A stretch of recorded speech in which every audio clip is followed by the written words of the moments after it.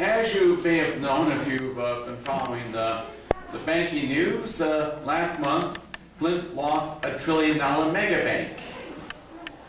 That was when last spring Bank of America sold its local branches to Huntington National Bank, which means if you still want to stay with Bank of America, you have to go to Clarkston for the nearest branch. Or Lansing. Yeah, they have branches in Lansing still. And the photos I'm passing around,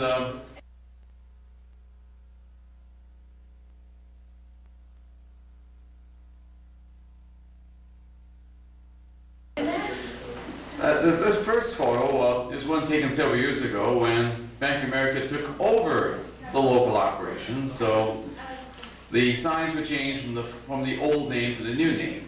And the next set of pictures were the ones taken just last month during the changeover when the Bank of America branch became Huntington. And so when I wrote this piece originally, this was when LaSalle Bank became Bank of America, and I wrote this piece for Your Magazine several years ago. The piece I wanted to title, well, they rejected it. They called it simply One Bank, Five Names. Now that it's on a sixth name, I could rewrite the piece so I can use it. So I'm no longer tied to the Your Magazine's Flint Journal copyright. So it'll appear in my next book. Of course, the book that's been out since for almost 4 years. It's available. It's very successful. The Barnes Noble bookstore, Small Museum gift shops, and other places say it's a steady seller. What was the name of the title of your book again? The title is Remembering Flint, Michigan, which is from the History Press. You can get it at the local bookstores or online. And the cover price is $19.99. Okay. Only $19.99. As seen on TV. Only $19.99. And I was interviewed on TV, and you can see that on YouTube. And I was also interviewed a couple of times, actually 3 times on the radio. Once on the old talk station when it was a talk station, WFMT 1470, and 2 times on Kettering University's FM station, WKUF. You were on the Creative Alliance show too. Oh yes, of course, when you watch the Creative Alliance show, either online or on Comcast Channel 17 Mondays at 6, you'll get to see me every once in a while on Comcast or anytime you want to on Flint Underground. So Yeah, they can dig up that old episode. I don't remember when it was. That was when it was still a podcast. So. Oh yes, I remember the Yeah, oh, we yes, had to meet in that basement of that house because that Oh was where the yeah, studio the is. radio. That was a snake pit. But this is a nice environment. Okay. Anyway, what I'd like to call the piece, I know Yvonne's been hooting me about this title, but what I like to call it, the table of contents we condensed, but anyway, I'd like to call it The History of National Bank of Flint, zip, zip. Michigan National Bank, zip, zip. Standard Federal Bank, zip, zip. LaSalle Bank, zip, zip. Bank of America, zip, zip. Huntington National Bank. Okay, great sound effects. Death to mega banks. Death to mega banks. We still have Chase to kick around though. On Friday, September 12th, 2014, the Flint area branch offices of Bank of America closed permanently at 12 noon. The following Monday on September 15th, the branches reopened as Huntington National Bank. Huntington was founded in 1866 in Columbus, Ohio by P.W. Huntington. Huntington's Flint operations go back to the depths of the 1930s Great Depression. On January 30th, 1934, the National Bank of Flint was established to free the impounded deposits of 2 failed banks which did not reopen after the 1933 bank holiday, Union Industrial Bank and First National Bank of Flint. National Bank of Flint opened its doors at 9 a.m. the following day in the former Union Industrial Bank building, which is today the Mount Foundation building, which housed the descendant local banks up to Bank of America. The president of National Bank of Flint was Robert T. Longway. The wartime economy after the 1941 Pearl Harbor attack had the National Bank of Flint concerned about the possible impact of wartime restrictions on Flint's auto industry, so they expressed interest in a buyout offer from Lansing-based Michigan National Bank. Michigan National Bank was founded at the end of 1940 by banking official Howard J. Stoddard, who orchestrated the merger of banks in Lansing, Grand Rapids, Port Huron, Battle Creek, Saginaw, and Marshall to create the new bank. Stoddard has served as the federal officials for the Reconstruction Finance Corporation in Michigan to provide help to failing banks during the Great Depression. Stoddard was familiar with the National Bank of Flinn, as he has helped to organize it. The directors of the National Bank of Flinn voted to dissolve the bank on March 12, 1942, and sell its assets to Michigan National. A former Flinn Trust Company official who had moved to Boston, Fred Lamprey, returned to Flinn to become Michigan National Senior Vice President in charge of the Flinn branch. Local advertising from Michigan National Bank made it clear that control of the bank and the issuing of loans would remain in Flint hands. The war boom made the Flint branch of Michigan National very popular. Now, at that time, Michigan had very tough banking laws. Banks could only establish branch offices within a 25-mile radius. As Michigan National was based in Lansing, they could only establish additional branches in the Lansing area. This forced the Flint office of Michigan National to operate only in its downtown location at the Mount Foundation Building. In 1962, Michigan National opened a drive-through office downtown at the corner of First and Beach Street, now a Chase drive-through. Michigan National got around the branch office restriction for Flint by connecting the drive-through office with the main office of the Mount Foundation Building via a pneumatic tube buried underground. In 1966, a new three-story office addition for Michigan National's Flint branch was built adjacent to the Mount Foundation Building at the former site of the Strand Theater. Today, it's the Commerce Center Building.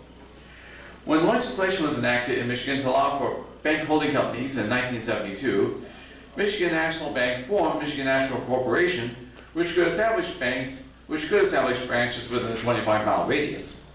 The bank Michigan National formed for the Flint area was named Michigan National Bank-Mid-Michigan, which opened its first office on Miller and Linden Roads in 1973 and eventually took over the downtown location.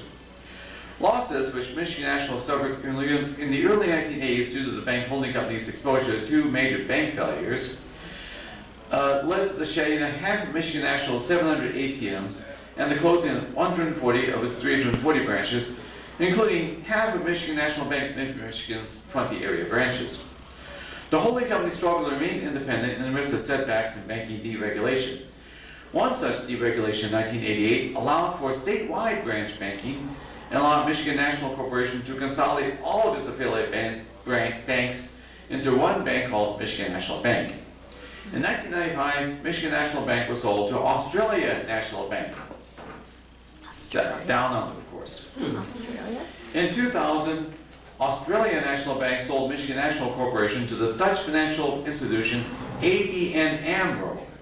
ABN AMRO already owned a Michigan-based financial institution, Standard Federal Bank. On October 9, 2001, ABN AMRO merged Standard Federal Bank, founded in Detroit in 1893, with Michigan National Bank. The combined bank adopted Michigan National's National Bank Charter, so the name of the merged bank became Standard Federal Bank N.A. for National Association.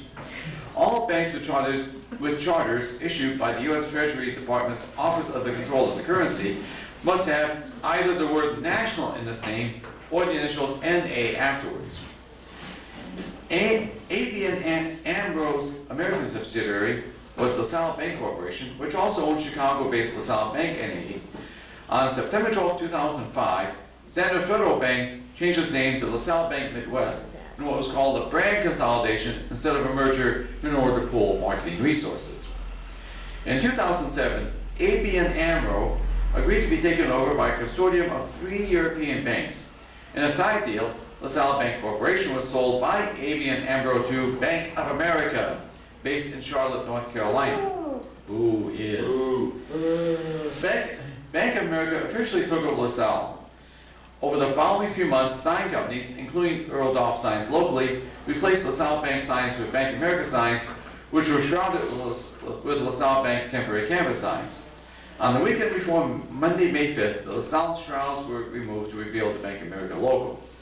LaSalle signs, which were not replaced in time, such as the Mount Foundation Building downtown, were covered with Bank of America canvas signs.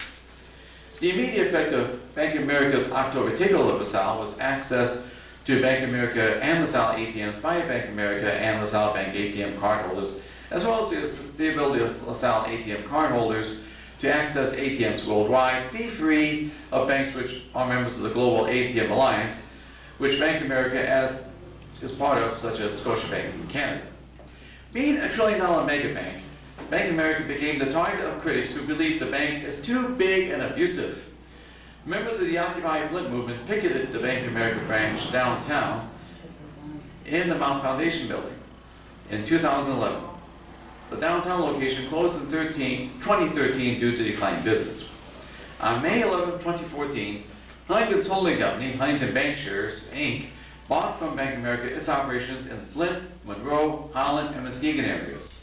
The month before, Huntington bought Bank of America branches in the Saginaw, Alma, and Port Huron areas. Huntington started in 2013 establishing offices inside Meijer stores, including stores in the Flint area. The sale had saved the branch on Ballinger Highway, as it was slated to be closed by Bank of America, but Huntington wanted that branch to stay open. Yippee! Because I use that branch. The sale also included most deposits at the bank, but not the outstanding loans which stayed with Bank of America. Earl Dobson's returned to change the signs from Bank of America to Huntington. This writer's checking account was not included due to his ties with an investment account with co-owned Merrill Lynch, but I was able to transfer the checking account to Huntington. In late August, the new Huntington signs were erected, shrouded with temporary covers with the Bank of America name. As mentioned, the conversions took place in September. Because credit card accounts were not transferred, this writer was able to apply for a Huntington credit card online and began using that card on September 1st. After all the Bank of America credit card transactions went through, I cashed in the bonus points, paid off the Bank of America credit card bill at a branch, and closed the credit card account with the help of the Bank of America branch officers who were retained by Huntington. Afterwards, the old card was shredded.